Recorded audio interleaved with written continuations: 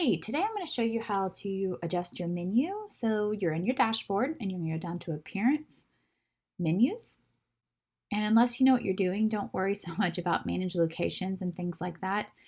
This may look slightly different depending on the plugins and options you have, but basically you're going to find your main menu, whatever it's called. And then over here are the things that you can add to the menu. And you can add custom links. Like for example, if you want to link to your TPT store, you would add the URL and then the link text like my TPT store, and you can add that to menu. By just dragging, you can make submenus. And one thing I do recommend is you'll notice that I have two pages that are the same, About Us and About Us, because some people don't realize that if the menu drops down, that you can actually click on the main link. So sometimes I literally add the same page. That way when people click on it, and here I'll show you an example. So over here, if I go to About Us and it drops down, I may not realize that About Us is actually clickable, but here I'm like, oh, okay, I can go to About Us and see what's going on. So for stores, when you have a store, I highly suggest adding some of your Woocommerce pages so that people can quickly find their items. Otherwise, you're going to get a lot of emails about how do I access my downloads and stuff.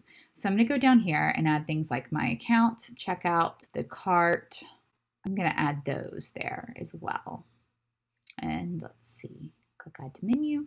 So I'm just going to click on there, my account, cart, checkout, and I think I'm going to add my downloads as well. If you don't see it listed there, go to my account and you can get other things as well. For example, I do like to link to downloads, so I'm going to do copy link address, and then I'm going to go over here and I'm going to do that as a custom link.